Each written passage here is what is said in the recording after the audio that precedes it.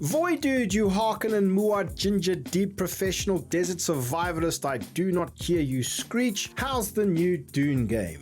Handsome viewer, I've put less than 2 hours into the early access version of Dune Awakening, so what a great time to reflect and provide my early impressions, because that's the amount of time Steam gives you to refund a game if you're so inclined. Ultimately, I'm having a lot of fun with it. I'm not very far into the experience and I'm still figuring stuff out, but as the game loop of building, exploring and adventuring out into the desert to gather resources and expand the tech tree and learn the game continues, I find myself genuinely excited to keep going and unlock the next thing. Which is great. It's a good sign, right? It's it's a good game. It's fun. In terms of combat, the melee system feels sort of rudimentary, is maybe the word. At least the early game so far. I'm hoping that it will get a bit more interesting later after unlocking more skills and crafting swords and stuff. It's not bad melee combat. It's just kind of average, which makes me wonder why. It seems like in general, at least with most crafting survival games, you get really average or below average combat, but great crafting or base building systems, and the reverse is often true where there are other games with amazing combat that just end up having poor crafting or base building mechanics. I'm not suggesting that your average crafting survival game needs melee systems as deep or engaging as Elden Ring, but it would be nice, right? This is probably the number one thing that would set an okay crafting survival game apart from like a truly legendary one, if you could just check more of these boxes, right? Good crafting, good combat, good gunplay, good exploration. It's like a triangle and the developers can only choose two things. And the same goes for the very limited time I've spent with the gunplay, right? Craft a cool arrow launcher thing, because in the Dune universe you can't shoot through the shields because they're, the more kinetic energy in something, the more it negates it. It's like it's Holtzman science stuff. It's really cool. I read the books like 500 years ago, man. I don't remember half the stuff. And the gunplay is bang on average. It's not amazing, but it's definitely not terrible. But Funcom are known for supporting their games for many, many years, so I definitely would expect melee and ranged combat to evolve and get better over time, hopefully. As I was going about the game figuring stuff out, I made the ultimate smooth brain play and built my base up in the rocks of this sick cliff face, because I thought that would be cool. But then what ended up happening was my weak-ass pathetic Ginger Conan couldn't scale the cliff face while the sun was out.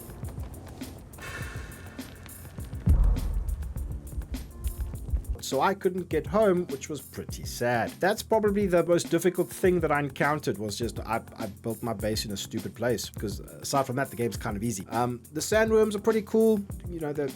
I haven't been killed by one yet, right? I wish they were more deadly. Hopefully that changes again as time goes on. This is a very early 2 hour in sort of first impressions video. I couldn't ride this sandworm, and it ran away in sheer terror because of my glorious orange moustache and questionably insane desert survival skills, I guess. That was just kind of... There are people out there who are more afraid of the worm in my path. Overall, mechanically speaking, this isn't the most revolutionary experience you'll ever have in your life when it comes to games. But regardless, it's solid. It's not the most amazing thing, and it's not the worst thing in the world. It's maybe above average, ultimately. The early access launch has been fairly flawless so far. I've had no connection issues or anything like that, and I'm enjoying the game for what it has to offer, and I'm genuinely excited to keep going, and I think that's probably what matters the most. I suppose it also probably depends on how much you love a solid crafting survival game experience. I mean, personally, I've played a lot of Valheim, and I absolutely adore that game, so that's like the standard for me. I don't see how you could go terribly wrong with Dune Awakening if you're the same.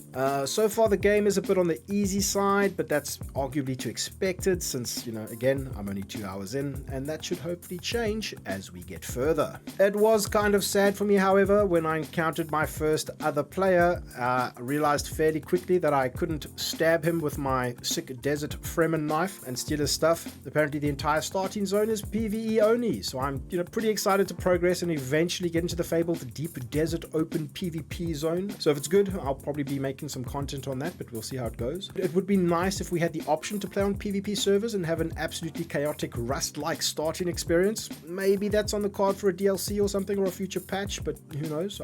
I'd probably enjoy that, or at least, give players the options. Performance-wise, these are my specs. I've had no problem cranking all the settings up to max, slapping on some DLSS, and then I didn't have to think about it. There's been no sort of issues there, which is great. Obviously, I can't comment on how it would run on hardware worse than this, but hopefully this gives you some kind of a baseline. The game does have a sort of a main story quest thread that guides you through the technology tree and slowly introduces you to the crafting and base building mechanics, which as far as onboarding techniques go, this is great. It's S tier. Games like this can quickly overwhelm a player with just too much stuff, too many materials, too much information, too much technology stuff, too many tech trees. It gets a lot. It's a lot, guys. Come on. And that can put players off. So the way that they've handled this, I think, is very, very good in terms of that experience of onboarding the player. As for the story itself, the setting is great. The setup for the story, fantastic. It's essentially an alternate reality where Paul was never born and a girl was born in his place, right? So I think her name's Astartes or something.